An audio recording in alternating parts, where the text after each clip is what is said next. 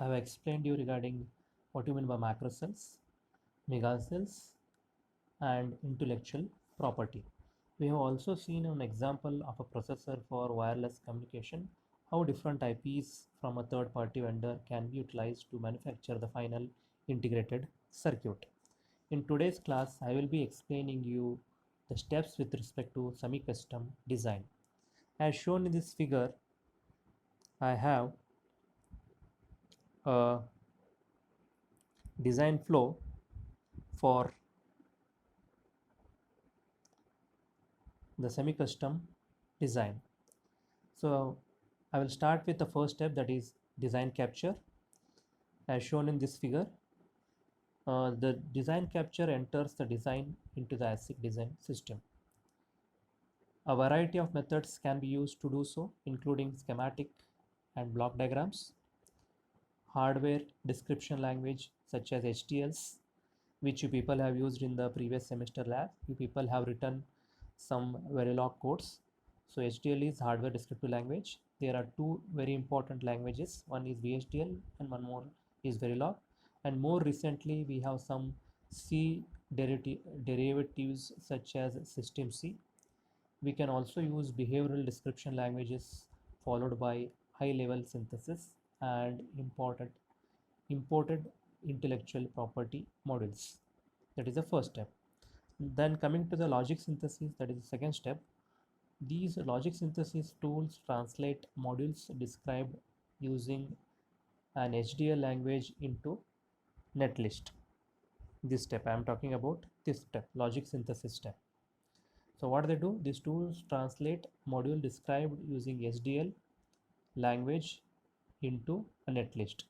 Netlist of reused or generated macros can then be inserted to form the complete netlist of the design. Right? This is the second step. Then the third step is with respect to third step can be with respect to pre-layout simulation and verification. Here, this is the third step. The design is checked for correctness. Performance analysis is performed based on estimated parasitics and layout parameters.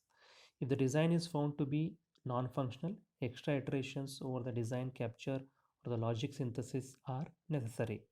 Right now, these are the three steps. First is design capture, that is using HDL. Second one is logic synthesis. Then third one is with respect to pre-layout simulation. Then we'll go to the fourth step, that is floor planning. Based on estimated module sizes, the overall outlay of the chip is created. The global power and clock distribution networks also are conceived at the time, right? Soon after the floor plan, we'll go for the placement. The precise positioning of the cells is decided in this step, which is called as placement. So the next step is with respect to routing. In this step, the interconnections between the cells and blocks are wired. So actually routing has been divided into two steps, as we have seen in the ASIC subject: detailed routing and global routing. First step is the global routing, then we have detailed routing. Then the next step is with respect to circuit extraction. A model of the chip is generated from the actual physical layout, including a precise device sizes, device parasitics, and the capacitance and resistance of the wires. Right now, after placement, routing, and extraction, we should go for post layout simulation. How we have went for pre layout simulation in the first part, that is front end. Once again, we have to do the same simulation at the backend design, which is also called as physical design. That's why we have to conduct post layout simulation. In this post layout simulation and verification, the actual functionality and performance of the chip is verified in the presence of layout parasitics. If the design is found to be lacking, iterations on the floor planning, placement, and routing might be necessary. Very often, this might not solve the problem, and another round of structural design phase might be necessary. Right now, after completing all this floor planning, placement, routing, circuit extraction, and post layout simulation, we are ready for the tape out. That is the final step. Once the design is found to be meeting all the design goals and functions, a binary file is generated containing all the information needed for mask generation. This file is then sent to the ASIC vendor or foundry. This important moment in the life of the chip is called tape out. So that is the final step, which is called as the tape out step. Right? When the design flow just described has served us well for many years, it was found to be severely lacking once the technology reached the 0.25 micrometer or 250 nanometer CMOS boundary. With the design technology proceeding into the deep submicron region, layout parasitics, especially from the interconnect, are playing an increasingly important role. Okay, now now there were so many issues with respect to timing closure.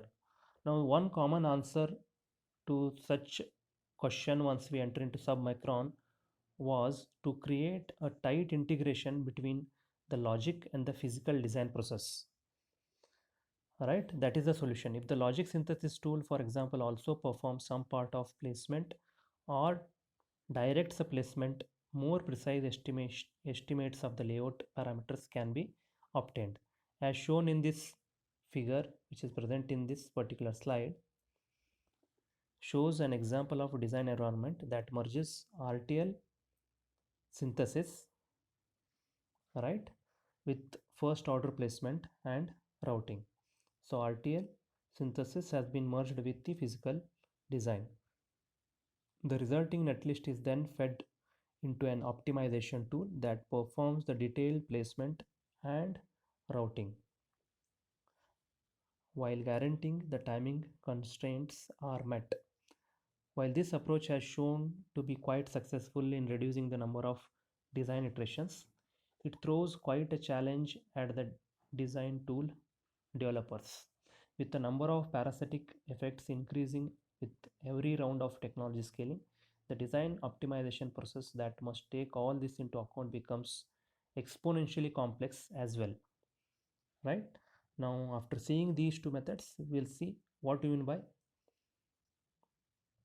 array based implementation approaches. Okay. Now, I will be explaining you people what is the meaning of array based implementation approaches and what are the different types in that. In the first one, we will talk about as we have seen the difficulties faced by the design developers as well as designings. There comes the next type of design implementation strategy, which is called as array based implementation approach. While designing automation can help reduce the design time, it does not address the time spent in the manufacturing process. Consequently, a number of alternative implementation approaches have been devised that do not require a complete run through the manufacturing process, or they avoid dedicated processing completely. These approaches have the advantages of having a low NRE, that is non recurring expense, and are therefore more attractive for small series. This comes at the expense of lower performance, lower integration density, or higher power dissipation. Okay, uh, we can talk about the mask programmable arrays. In this approach, batches of wafers containing arrays of primitive cells or transistors are manufactured by the vendors and stored. All the fabrication steps need to make transistors are standardized and executed without regard to the final application. To transfer these uncommitted wafers into an actual design, only the desired interconnections have to be added, determining the overall function of the chip with only a few metallization steps. These layers can be designed and applied to the pre-manufactured wafers much more rapidly, reducing the turnaround time to a week or less. This approach is often called as gate array or sea of gate approach, as shown in this particular figure. Depending on the style of pre-diffused wafer, to illustrate the concept, consider a gate array primitive cell. It comprises 4 NMOS and PMOS transistors. Here you can see there are 4 NMOS and 4 PMOS transistors, polysilicon gate connections, and a power and ground rail. There are two possible contact points per diffusion area and two potential connection points for the polysilicon strips. We can turn this cell which does not implement any logic function so far into a real circuit by adding some extra wires on the metal layers and contact holes. Now this is shown here. So a particular set of PMOS and NMOS, 4 PMOS and NMOS without doing any logic can be converted into a 4 input NOR gate with minute connections. The original gate array approach places the cell in row separated by wiring channels as shown in the figure. Right now this is with respect to C of gates. Next we will see the original gate array approach places a cell in rows separately by wiring channels as shown here. Okay, gate array architecture. Right, the overall look is similar to the traditional standard cell technique. With the advent of extra metallization layers, the routing channels can be eliminated and routing can be performed on top of primitive cells, occasionally leaving a cell unused. This channelless architecture, also called as C of gates, sometimes it is also called as C of gates.